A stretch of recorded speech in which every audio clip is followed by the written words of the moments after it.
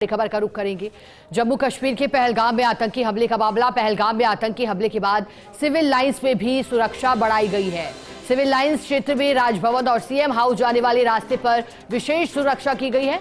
आम रास्ते के तौर पर यहां जाने से रोक लगाई है। और जम्मू कश्मीर के पहलगाम में कल निशंस हमले में 28 लोगों पर गोलियां बरसाई गई। 26/11 के हमले को दोहराने का प्रयास आतंकी मन में लिए आए थे।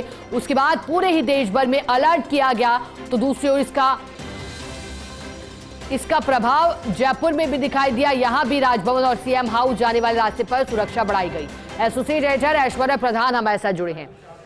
ऐश्वर्या, कल घिनौनी करतूत आतंकियों की, अब देश भर में एजेंसियों को अलर्ट किया गया है। जयपुर में इसका क्या प्रभाव है, किस तरह से सुरक्षा में इजाफा किया गया है?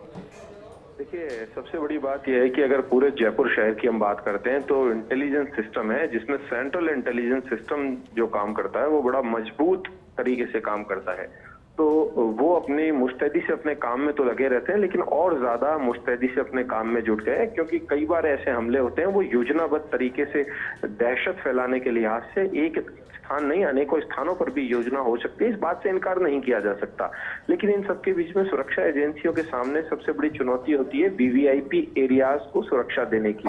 जो बहुत इंपॉर्टेंट लोग रहते हैं, जैसे राज्यपाल है और मुख्यमंत्री है। राज्यपाल और मुख्यमंत्री का घर बिल्कुल एक दीवार का फासला है, और वो जो सड़क मार्ग है वो ऐसा सड़क मार्ग है वहां से अमूमन लोग, सामान्य लोग कई बार वॉकिंग करते हुए या इवनिंग वॉक, मॉर्निंग वॉक करते हुए, या फिर उसके आसपास जो गलियां हैं उन मोहल्लों में जो लोग रहते हैं तो उस रूट से भी कई बार चले जाते हैं। तो आज पुलिस ने बिना कारण पुलिस वहां नहीं जाने दे रही। यदि आपको किसी मंत्री के पास जाना है उस क्षेत्र में, जैसे जवाहर सिंह बेडम, मदन दिलावर, कई मंत्री भी रहते हैं, तो पुलिस ये पूछ रही है कि आप वहां से फोन करवाइए या फिर परमिशन दीजिए या फिर पीछे की गली में होके आइए, आप इधर से नहीं जा सकते। तो सुरक्षा अब और ज्यादा कड़ी कर दी गई है।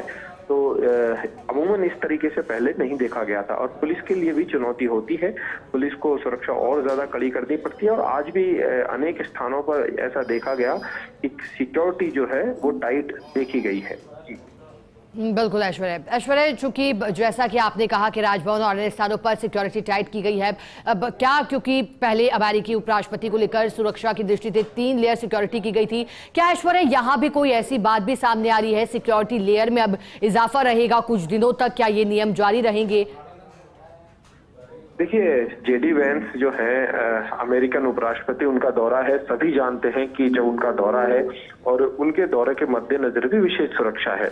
इसे हम इस घटना से भी जोड़ के देख सकते हैं और अमेरिकी उपराष्ट्रपति से भी जोड़कर देख सकते हैं, क्योंकि अमेरिकी उपराष्ट्रपति जब भारत देश में आए हैं तो आतंकवादियों ने ऐसा अंजाम दिया है कि पूरी दुनिया की निगाह पड़े। पूरी दुनिया की निगाह तो पड़ी है, लेकिन आपको मैं एक और अपडेट कर दूं कि अमेरिकी उपराष्ट्रपति की सुरक्षा इतनी जबरदस्त है कि मैंने 18-20 साल में पत्रकारिता में जो देखा है, अमूमन इतनी सुरक्षा होती नहीं है जो सुरक्षा उन्हें दी गई है। जैसे रामबाग के आसपास के पूरे क्षेत्र, जैसे पीछे का सेंट्रल पार्क है या फिर जैन मंदिर है, उस तरफ भी पुलिसकर्मी अपनी ड्यूटी दे रहे हैं। और यहाँ नहीं, दूसरे राज्यों के भी कई इंटेलिजेंस के अधिकारी हैं, वो बिल्कुल मुस्तैदी से जुटे हुए हैं।